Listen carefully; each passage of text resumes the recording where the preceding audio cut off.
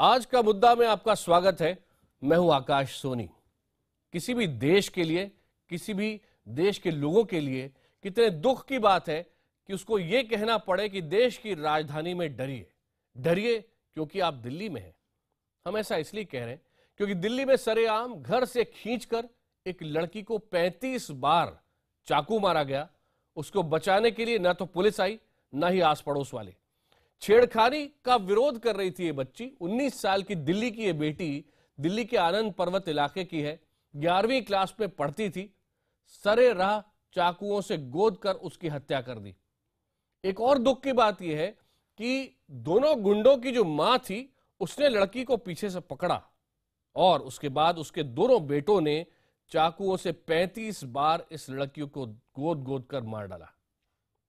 इस बच्ची ने सिर्फ इतना गुनाह किया था कि छेड़छाड़ की शिकायत उसने पुलिस से कर दी थी।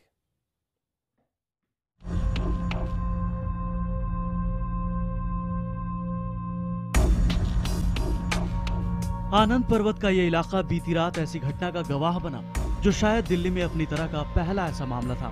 सेंट्रल दिल्ली में आनंद पर्वत के इस भीड़ भाड़ वाले इलाके में 19 साल की मीनाक्षी की दो भाइयों ने बेदर्दी से हत्या कर दी।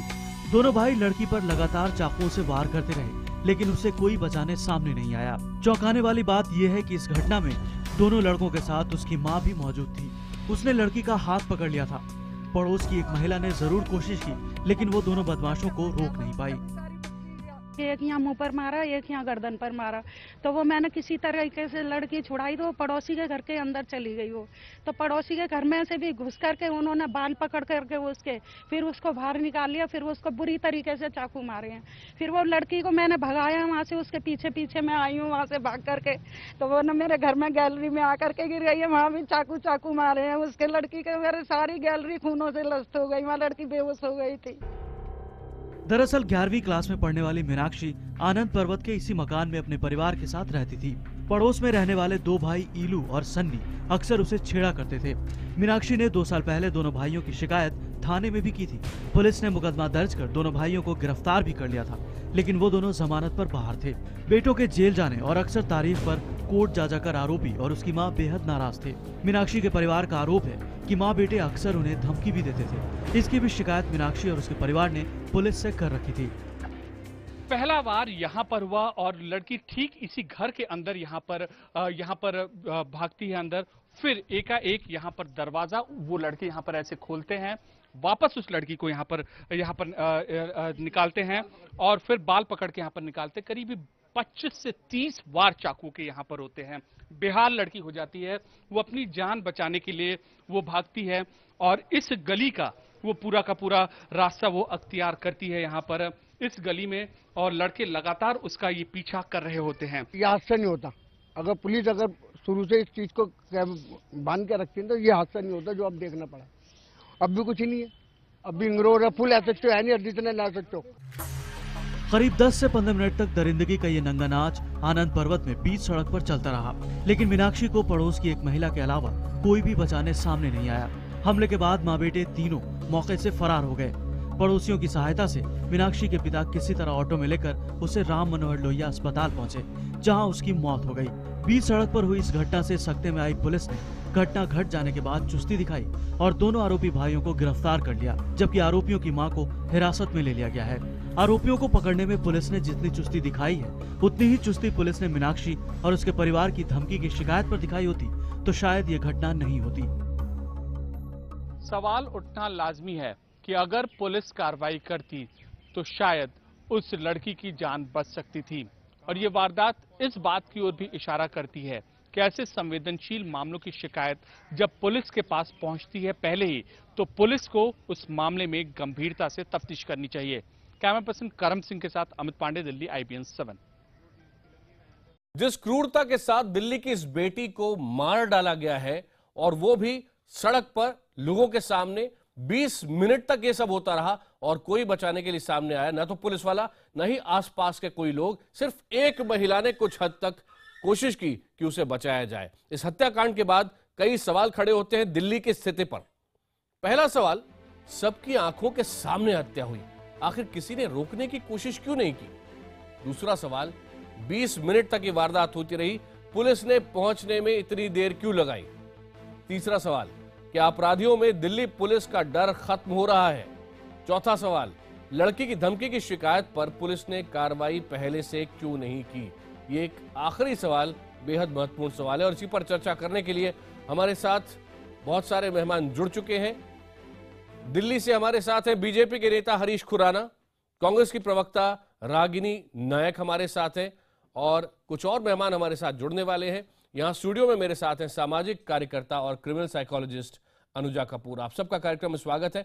लेकिन सबसे पहले आपके पास आ रहा हूं रागिनी, एक महिला के रूप में और जो दिल्ली में रहती हैं, दिल्ली में सुबह शाम क्या हो रहा है इतने समय से समझ रही हैं, जिस तरह से ये हत्या हुई है इसके लिए आप जिम्मेदार किसको मानती हैं?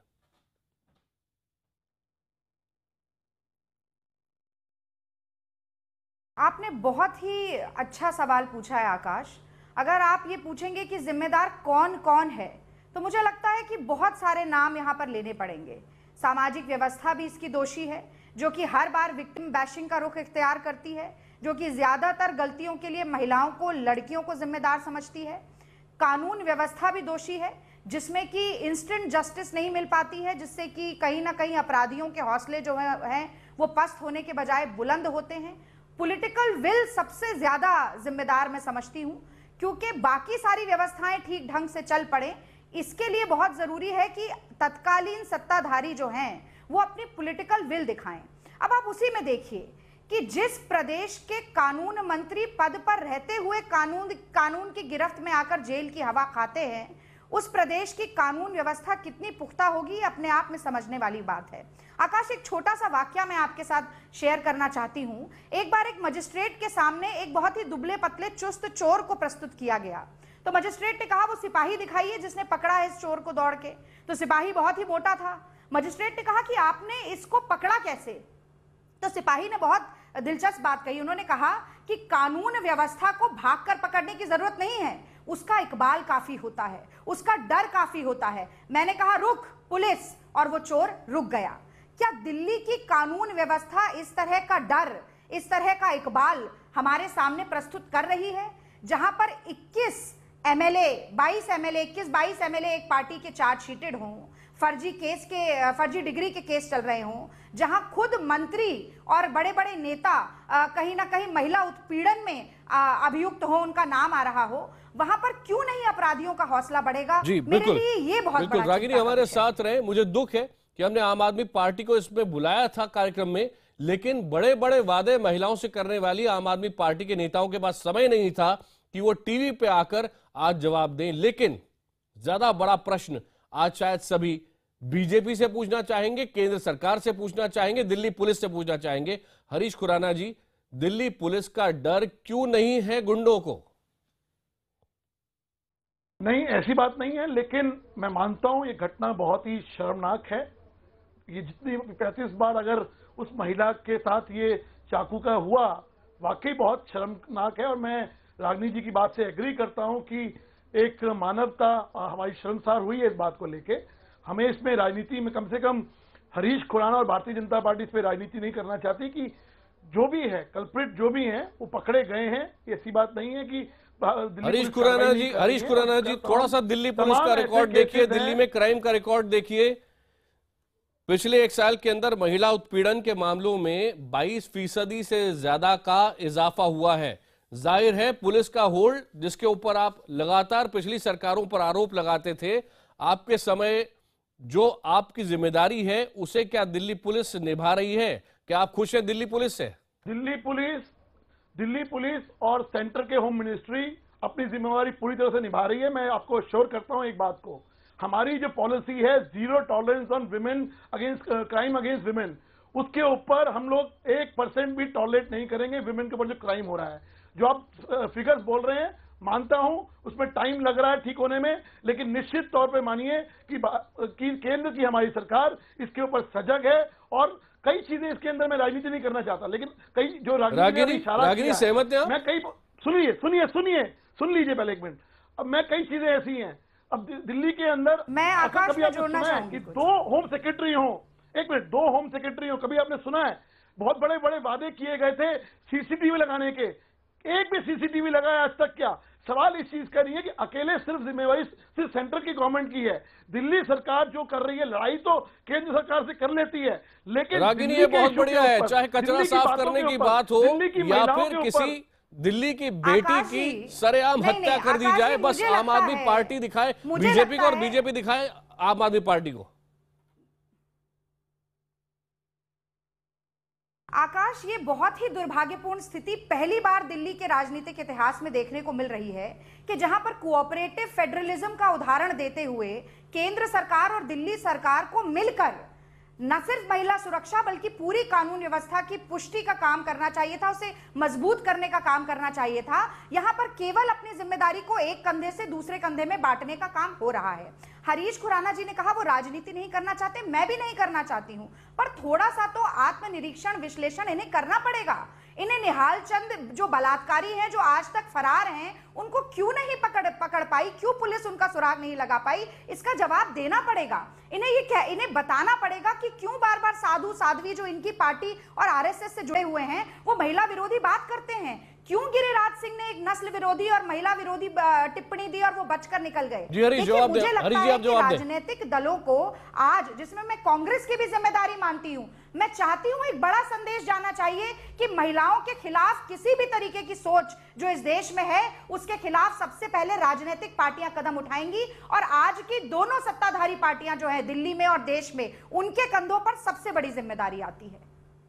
हरी जी जवाब दे। मैं रागनी जी की बात का सिर्फ एक बात का जवाब दूंगा। रागनी जी जो आपने बात करी, दो एग्जांपल आपने दिए, मोदी जी ओपनली बोल चुके हैं कि हम जो बयान उन्होंने दिए हम उससे अपने आप को अलग करते हैं, हम उनकी बात का समर्थन नहीं करते।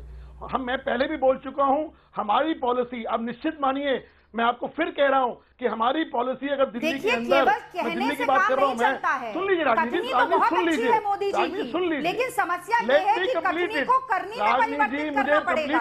मोदी जी ने क्या ऐसे कदम उठाए जिसके कारण और नेता इस तरीके की बयानबाजी नहीं करेंगे, रागनी जी मुझे अपनी बात करने आपको बीच में नहीं रोका था कि बहुत हुआ महिलाओं पर वार। अब की बार मोदी सरकार इस नारे को आपने चरितार्थ करके दिखाया है, आपने कोई काम नहीं किया। आज अगर आप गंभीर हैं दिल्ली में सुरक्षा को लेकर तो आपको ये स्वीकार करना पड़ेगा। हरीश जी, रागनी जी अगर आप मुझे बोलने दें, अगर मुझे बोलने दें तो मैं अपनी बात कंप्लीट कर लूं। मेरा कहना सिर्फ इतना है कि हमारी policy women against crime against women की जो पॉलिसी है हम टॉलरेट नहीं करेंगे। इस बात को आप एश्योर रहिए। दिल्ली के अंदर आप मानेंगे इस बात को लेके कि अगर घटनाएं हुई हैं तो कार्रवाई भी बहुत जल्दी हुई है। अब आपने खुद अपनी रिपोर्ट में दिखाया। सुन लीजिए, देश का अपराध की दर हो या दिल्ली की अपराध की दर हो लगातार बढ़ती जा रही है। महिलाओं के खिलाफ सारे उत्पीड़न के मामले बार-बार बढ़ते जा रहे हैं और आप अनुजा कपूर हमारे साथ यहाँ पर है, सामाजिक कार्यकर्ता भी है, बहुत सारे ऐसे मामले उनके पास आते हैं। अनुजा, जो क्लेम कर रहे हैं हरीश खुराना, क्या एक साल में दिल्ली में कुछ बदला है? बहुत सारे हैं। सिर्फ नमस्कार, मैं अनुजा कपूर बोल रही हूँ। कांग्रेस में रागिनी नायक जी को भी बहुत अच्छी तरह से जानती हूँ। बस मैं एक बात ये कहना चाहूँगी कि बातें तो दोनों बहुत अच्छी कर रहे हैं और सुनने में बहुत अच्छी लग रही है, पर क्या जब कांग्रेस की सरकार थी तो क्या निर्भया कांड नहीं हुआ? और क्या जब बीजेपी की सरकार और आम आदमी पार्टी की सरकार है तो क्या तब कोई प्रॉब्लम नहीं हो रही है? औरत सिर्फ एक वोट बैंक है, उसके लिए ना तो कोई आज तक आगे आया है, ना कोई उनके लिए कोई काम हो रहा है। आप लोग कहते हैं कि आपने एप्स बना दिए हैं, पर क्या सिग्नल्स दिए हैं? इतने कॉल ड्रॉप्स हैं कि वो औरत अगर उस ऐप को यूज भी करना चाहे तो वो ऐप में काम नहीं कर पाता। सिग्नल ड्रॉप इतने। अनुजा, आपके साथ में ना स्क्रीन पे बच्ची दिख रही है, 19 साल की बच्ची है, मीनाक्षी। हाँ। इसने हिम्मत की क्यों? क्योंकि नेताओं ने बड़े बड़े वादे किए हैं, बच्चियों को, युवाओं को कहा है कि लड़ो। छेड़छाड़ से लड़ रही थी ये लड़की, जिसको मार डाला। 20 मिनट तक इसको चाकू से गोदा जाता रहा, कोई बचाने के लिए सामने आया, पुलिस भी 20 मिनट में नहीं आई। ये रीजन क्या था इसके पीछे, ये आपको मालूम है? आपको याद हो, आसाराम बापू का एक इकलौता विटनेस मार दिया गया जी। ये आप देखिए, अगर मैं अब एडवोकेसी में भी हूं तो अब आप इस बात को समझिए कि अगर विटनेस ही नहीं होगा तो क्राइम के लिए कोई बोलने के लिए कोई है ही नहीं। तो अब क्या एक नया इतिहास चालू किया है क्रिमिनल्स ने, ये परपिटेटर्स ने, इन्होंने क्या किया कि ये अब विटनेस को ही खत्म कर रहे हैं। तो जब विटनेस ही नहीं होगा तो आगे आप कार्रवाई किसके ऊपर करेंगे? तो अब क्योंकि लड़की ने अगर जाके बोला तो माँ का साथ में होना, लड़के दोनों, क्योंकि वो थक गए थे बार बार वहां जाना, ये नहीं थके। रागिनी जी आपसे जानना चाहता हूं, एक साल में जो अभी दावा कर रहे थे हरीश जी कि बहुत कुछ किया गया है, क्या कुछ भी बदलता हुआ दिखा है? क्या पुलिस का शिकंजा बढ़ा है? क्या गुंडे डरते हैं आज दिल्ली पुलिस से? देखिए नहीं, मुझे बिल्कुल नहीं लगता है कि कोई बहुत अभूतपूर्व सुधार आया है। आपके आंकड़े भी वो दिखा रहे हैं। पर अनुजा ने जो बात कही वो बहुत बहुत महत्वपूर्ण बात है। मैं आपको याद दिलाना चाहूंगी रोहतक की उन 2 बहनों की घटना जिसमें बस में उनके साथ छेड़खानी हुई, फिर मारपीट हुई। पहले उनको बहुत प्रोत्साहन मिला, सराहना मिली, पर फिर पता चला कि उस बस की ही कुछ वृद्ध महिलाएं और कुछ दूसरी गांव की महिलाएं निकल कर आई। उन्होंने कहा कि इन लड़कियों का रोज का काम है, ये रोज इस तरह से करती हैं। मुझे लगता है, जो मैंने पहले बात कही, कि महिलाएं, लड़कियां अगर कोशिश करती हैं कि वो आवाज उठाएं, तो सामाजिक व्यवस्था का हमारा ढांचा ऐसा है कि वो उस आवाज को दबाने की पूरी कोशिश करता है। वो चाहता है कि स्टेटस को बना रहे, वो चाहता है कि महिला उत्पीड़न को या तो नजरअंदाज करे या फिर उसको सहती रहे। अब मैं एक ध्यान आपका सोमनाथ भारती जी के केस की तरफ भी ले जाना चाहूंगी। जब उनकी पत्नी का मामला सामने आया, महिला उत्पीड़न का और डोमेस्टिक वायलेंस का, तो संजय सिंह जो आम आदमी पार्टी के बड़े नेता हैं, वो कहने लगे कि ये तो घर का मसला है, आप घर के मसले पर राजनीति क्यों कर रहे हैं? अगर एक महिला घर में पिट रही है तो ये उसके और उसके पति के बीच की बात है। तो मैं समझती हूं कि इस तरीके की धारणा जो समाज में है, उसको बदलने के लिए भी बहुत काम करना पड़ेगा। और मैं फिर वहीं आऊंगी कि अगर सरकार ऐसे एग्जाम्पल सेट नहीं करेगी जिससे कि पुरुषों की मानसिकता बदले, जिससे अपराधियों के हौसले पस्त हो, तो ये धारणा चलती रहेगी। मैं आशावादी। हरीश जी, रागिनी जो अभी कह रही है, सती प्रथा को सही माना जाता था, 2 युवक तो वो बदलाव आया लड़की की हत्या करके अभी भी फरार है। मैं बहुत आशावादी हूं कि महिलाओं की अवस्था में, परिस्थिति में सुधार आएगा। वो 2 युवक अभी भी फरार हैं और साथ ही साथ ऐसे कई मामले हैं जिसमें सही सजा नहीं हो पाती और इसी कारण गुंडों को ऐसा लगता है कि वो जो चाहे कर सकते हैं। यहाँ एक और महत्वपूर्ण बात है, अभी आपने हमारी रिपोर्ट में देखा होगा, आसपास के लोग कह रहे हैं कि छेड़खानी का मामला 2 साल पहले का है, जिसके बाद मां और 2 जो गुंडे थे उनको जेल में डाला गया 15 दिन के लिए, लेकिन उसके बाद से उनको धमकियां मिलने लगी, लेकिन पुलिस ने कुछ नहीं किया। अगर पुलिस ने उनके खिलाफ कार्रवाई की होती तो आज उनकी हिम्मत नहीं होती कि सरेआम वो जाकर एक लड़की को इस तरह 35 बार चाकू से गोद पाते। आकाश जी, फिर वही बात कि मैं इस पे कोई राजनीति वाली बात नहीं करना चाहता, वाकई बहुत क्रूर घटना है। मत कीजिए ना, मुझे बताइए ना पुलिस क्या कर रही है। आकाश जी सुन लीजिए ना, सुन लीजिए, अब आप पूरी बात सुन लीजिए। जहां तक रही बात इनके पकड़ने की, मैं आपको एश्योर करता हूं बहुत जल्दी ये लोग पकड़े जाएंगे, क्योंकि आइडेंटिफाई हो चुके हैं, सब लोग जानते हैं। सिर्फ पकड़े जाने की नहीं है, बात है अकाउंटेबिलिटी की। पुलिस अकाउंटेबल नहीं है ना, वो दिल्ली में अकाउंटेबल है ना वो सेंटर में अकाउंटेबल है। हरी एक मिनट रुकिएगा, हमारे साथ रहेगा अनुजा, जो आप सवाल पूछ रही है। इस वक्त दिल्ली के पूर्व एसीपी बी आर चोपड़ा भी हमारे साथ हैं।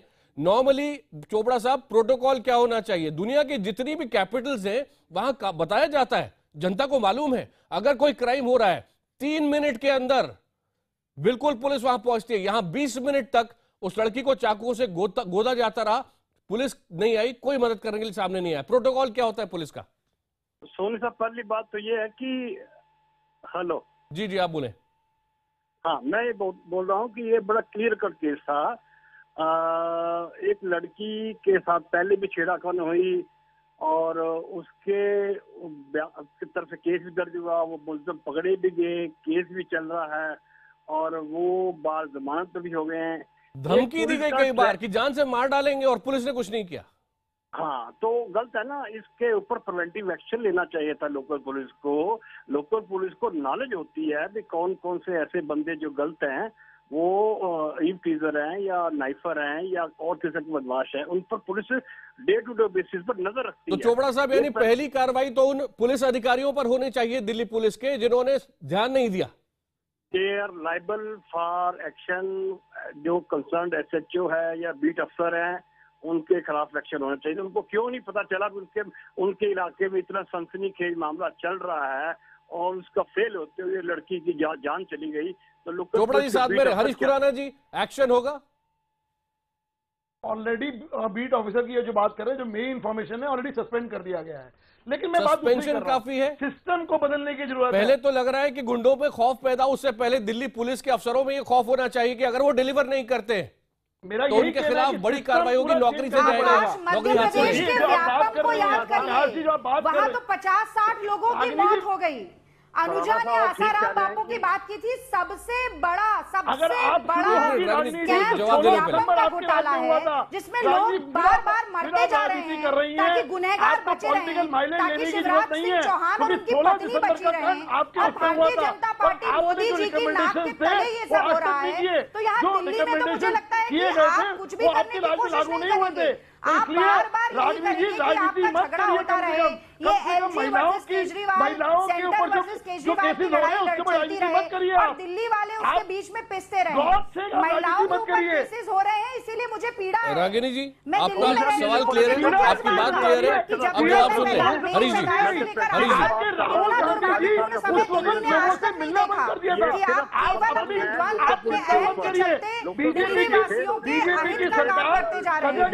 महिला फिर आप राजनीति करेंगी। अगर आपने राजनीति करनी है तो मैं आपको बहुत सारे एग्जांपल याद दिलवा दूंगा। 16 दिसंबर के कांड के बाद आपके राहुल गांधी जी मिलना पसंद नहीं करा लोगों ने। याद करिए, माफ कीजिए, आपको जितनी बड़ी वैकल्पिक राजनीति का वादा केजरीवाल जी ने किया था, उतना ही बड़ा वादा आपने किया। हम लोग किसी नैतिकता एक आप सबको रोक रहा हूं, आप सबको रोक रहा हूं।